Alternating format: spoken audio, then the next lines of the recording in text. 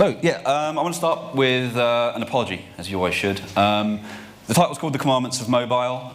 It wasn't my title, it was given to me by Pocket Gamer, and I don't want to come across as kind of, lecturing from on high about how you do this stuff, because, my initial impression was there aren't any commandments of mobile. It's really quite a varied and difficult business, and so they made me do it. But I think the first commandment, in my mind, has always been just make a hit game, and then stop making games. That's the best way to make money in the game business. But that's probably not that useful. And actually, I've changed my view on this. I've been banging on about this for a long time, but I changed my view on it since mobile happened. And we've got things like analytics, and the amount of data that we can mine now does allow you to I think create at least a set of rules that you're going to abide by when you're developing a game that can at least help you to maximize your chances of succeeding.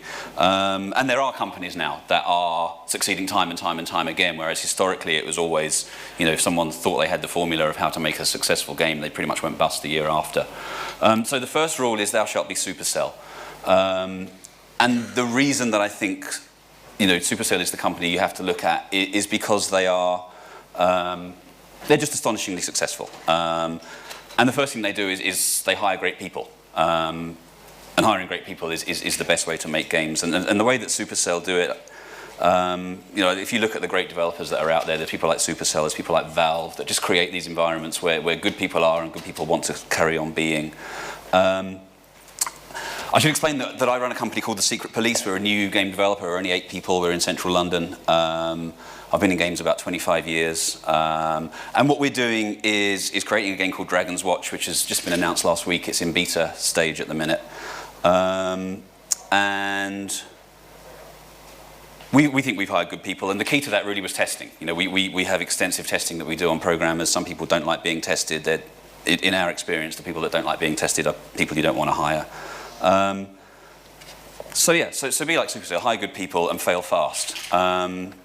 What Supercell's approach is, as everyone knows, is they're pretty famous for this. They prototype a lot, they play test early, they cancel stuff very quickly if it's not working, they learn from that and they move on. And that's worked incredibly well. They've got 3 or 4 titles in the top 10 grossing constantly.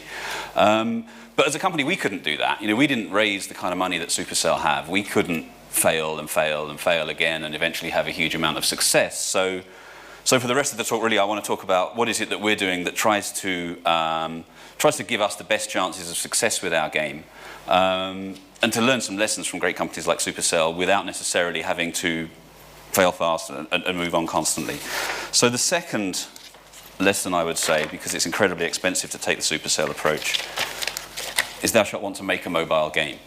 An awful lot of people in mobile don't really want to be making mobile games. An awful lot of developers that I talk to are kind of reluctantly doing this because they'd rather be making an indie game for Steam or a console game, and mobile games aren't real games. And I think that's, they shouldn't be making mobile games. Making a mobile game, especially a free-to-play mobile game, is a very different practice to making any other kind of game. And you've got to want to do it. And I love making mobile games. I mean, to me, mobile is the most exciting thing to do, because mobile is just really exciting. Mobile's amazing. You can play mobile games anywhere. You can play them on the train, you can play them in the bath, you can play them anywhere, and it's personal. The touch screen is an incredibly tactile experience, and there's game experiences we can create with mobile that you can't create anywhere else. They're social. The fact that a mobile game is able to be played, whether it's on your own with other people, next to you or 1,000 miles away, is incredibly exciting. But the most exciting thing to me about mobile is reach. I've been in games a long time, and we were really excited when we made console games that there was a potential audience of maybe 100 million people that might buy a PlayStation console. But there's already 2.5 billion smartphones in the world. And Ericsson are predicting that in 2020 there's going to be 6 billion smartphone users in the world. It's such an astonishingly large number. And as a game creator, there's nothing more exciting than meeting someone who's played and enjoyed your game. And the chances of that happening when 70% of the world's population could play your game is just an incredibly exciting thing. So with that in mind, the next commandment, if you like, is thou shalt design for mobile. the best games are tailored for their platform. Clash of Clans, I think, was arguably the first great tablet game and did a lot of things. It wasn't a console game trying to be on a different format. And the same is true of mobile phones. A mobile game is not it's not a tablet, it's not a console.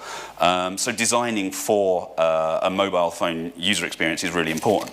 So this is our game. We announced it last week, Dragon's Watch. And in our case, what this meant is one-handed control. The great thing about mobile is you can use it anywhere. So the game is designed so that you hold it in one hand. You never need to interact with anything that isn't at the bottom of the screen. All of your controls are on this thing here. And that's incredibly important because it means there's never a situation where someone has to change their grip. If they're on a phone, if they're holding their coffee, they never have to alter the way that they're holding it. Sorry, I just pressed back. If you're interested in mobile UX, I think the best thing you can possibly look at is the app I use most often on my phone, which is Facebook. Its retention is measured in, will also be measured in decades, and people use this many times a day, and there's always something new to do. But one of the great things that the Facebook mobile app did that took Twitter a long time to cotton onto is that you can swipe from here to here to here to here just by swiping your thumb at the bottom of the screen. Twitter added this to their app last year, but Facebook did it about 2 years before that. And what that means is, again, you can interact with almost every part of that app without changing your grip on the phone, without needing to get to the top of the screen, without needing a second finger. So the more that you can think in terms of those things, just think in terms of how the user is holding the phone, how they're going to be interacting with it, the better. Think about the player's situation as well, not just how they're touching it, which Mario Run got incredibly right. It's an astonishingly good game. It does that one-handed tap thing. But you look at the user reviews on it, and they're awful, which is a crime because it's a fantastic game. A lot of the criticism that they've had there is around the business model, where they were charging people $8 and people don't want to pay for games. But another part of it was the fact that the game requires an always-on internet connection, which works great in Japan because there is always fantastic 4G coverage, even if you're on the tube, wherever you are. But we don't have that here. There's an awful lot of parts of London, including the tube, where you can't play Mario Run and you can't play a lot of games.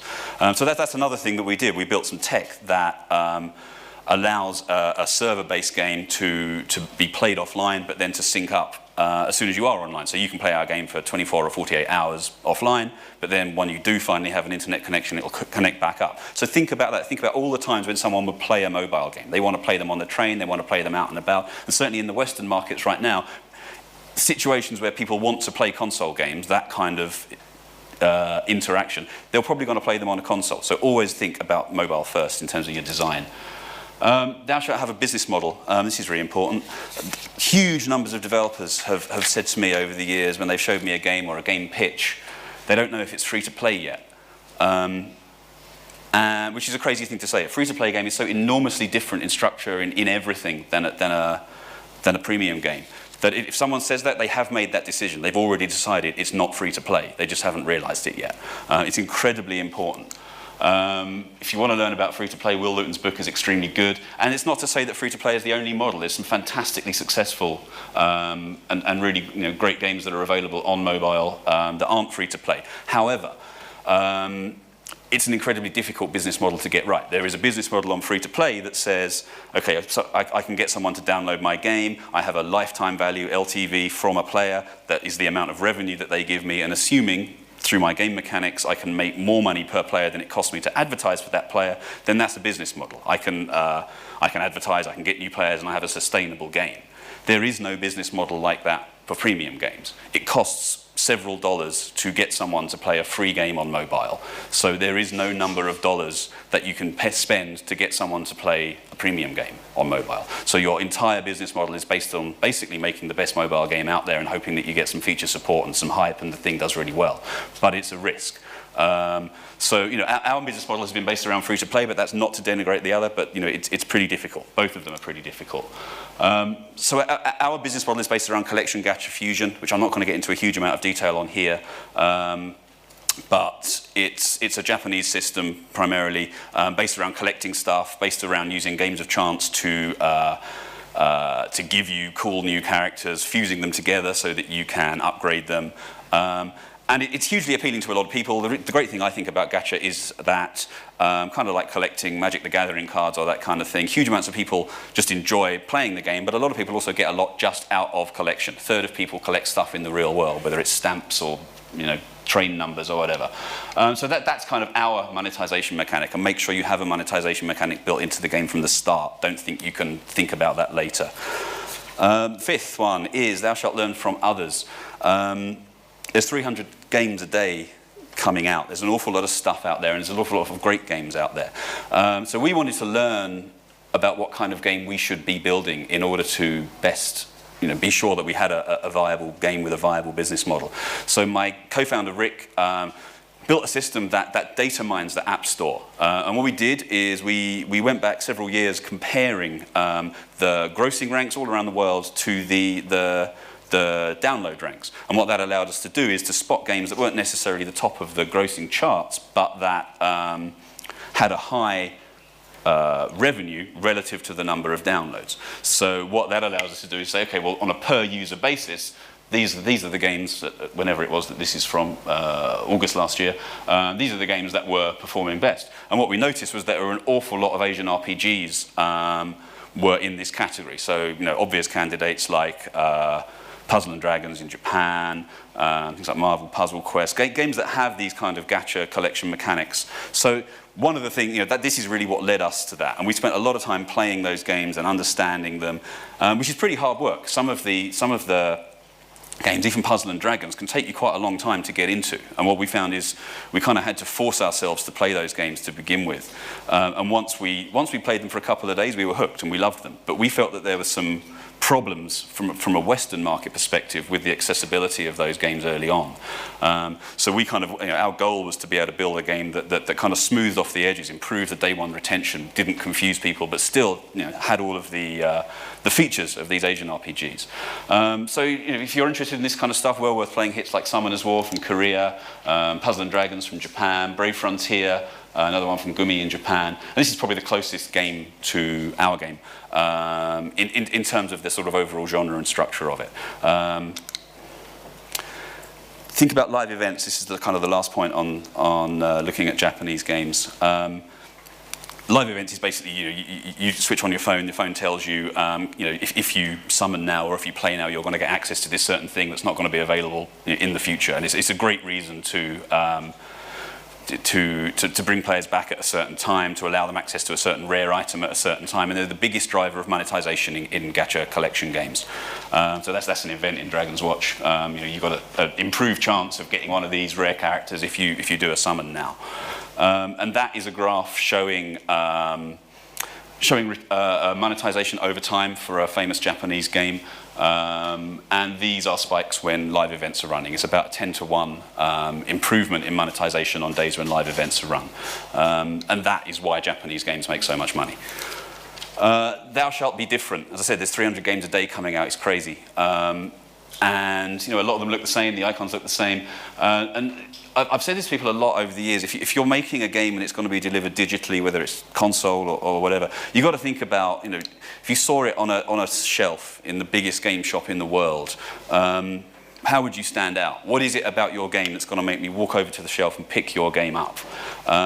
Because if you're one of that many and you haven't got that right, it might be the look of the game, it might be a brand that you've licensed in. There's got to be something that means these people are going to go and get it.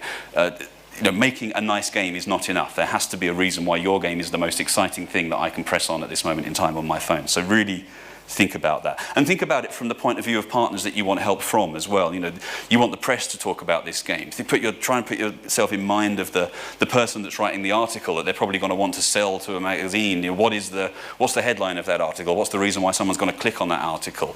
It might be that you want to get some feature support from Apple and Google and think about their motivation. Why does Apple want to promote your game? Is your game making someone want an iPhone above other devices? Is it graphically amazing? Is it supporting is it supporting features that are unique to Apple? You always try and put yourself in the point of view of the person who you want a favor from to promote your game and give them something interesting to talk about. If you haven't built that stuff into your game, it's going to be very unlikely that you'll stand out.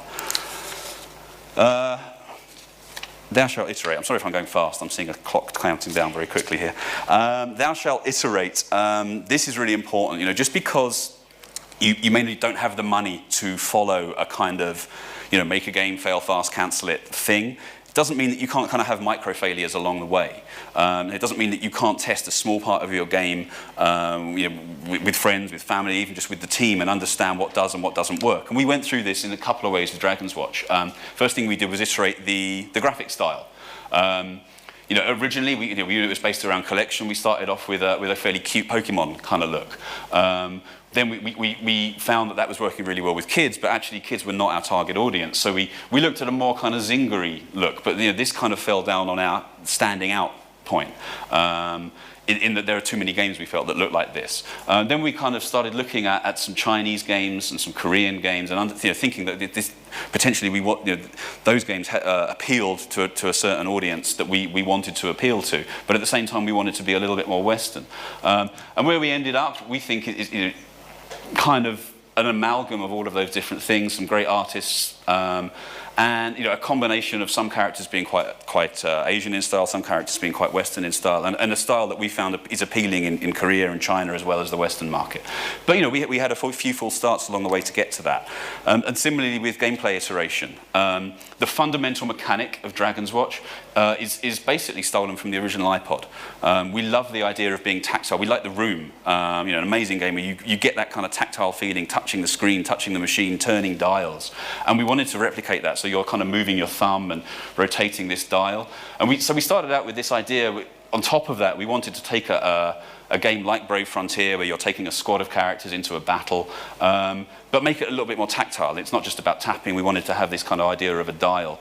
And we ended up here, which was a kind of... we kind of built a system where you can rotate and the characters rotate around here, and depending on who you want to be attacking a certain enemy, you rotate and then you attack, and built a kind of tower defense-y game based around that, but it was a bit too intense.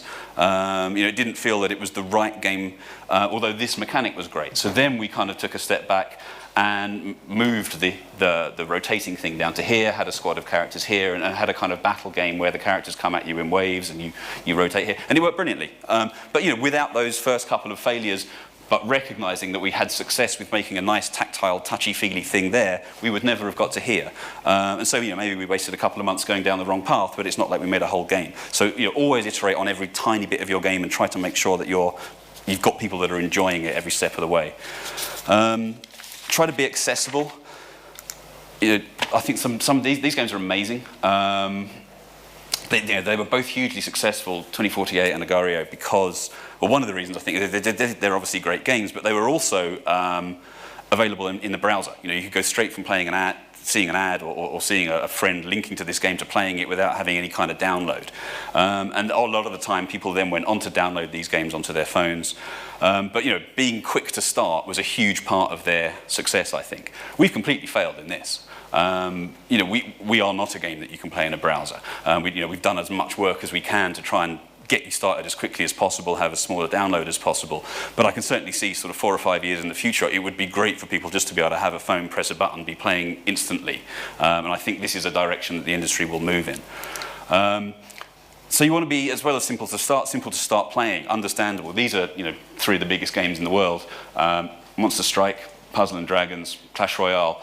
One thing they've all got in common is it's incredibly easy to start playing and they're tactile. They feel nice to touch. It's very easy to start playing, but there's a massive amount of complexity in those games once you get beneath the surface. And that's point 9, is don't dumb down the game. We've seen some people taking kind of Asian-style game mechanics, copying games like Puzzle and Dragons, but actually taking away all of the kind of metagame that is what makes people play for the long term and makes the game make money. So we haven't, if you dig into Dragon's Watch, there's a huge amount of complexity there. There's a lot of stuff about selecting teams. The characters all have different abilities and stuff, and you collect loads of heroes and evolve them and fuse them, and none of it's dumbed down, but what where we are at the moment is trying to get to the point where the game is easy to understand at the beginning, and we're slowly exposing this complexity to users, and that's something we're still working on, but we're getting there. And the last point is that thou shalt need money. It's expensive doing this. And in the UK, there's a few great ways of getting money. The UK Games Fund was very helpful to us when we started. They very kindly gave us a grant. We've got some great angel investors. The SEIS scheme that some of you may have heard of lets you raise £150,000 on very good terms for investors.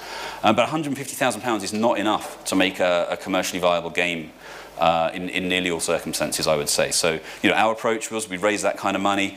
It got us to the stage where we had a team, where we had some product and some tech ready, and then we had to raise more money through EIS, which is a less advantageous approach for the investors, but still doable. But don't lose sight of the fact it's going to cost you a lot of money. I think if you want to make a mobile game, you're talking about £500,000 to £1 million over the life cycle of start to when that thing will be on the market globally. Other sources are publishers and VC funds. There's a bunch of those here. And yeah, good luck. I think to summarize, mobile is amazing. Oh, this is our game. Mobile's kind of amazing. It's, I think it's the most exciting place to be in gaming. I really do. I think the fact that in a few years' time there's going to be 5 or 6 billion smartphones out there is just crazily exciting. And I think we're not there yet, but I'm pretty sure that one day there's going to be a game out there that has 1 billion players. 1 billion players. And I'm sure it's going to be on mobile. Thank you.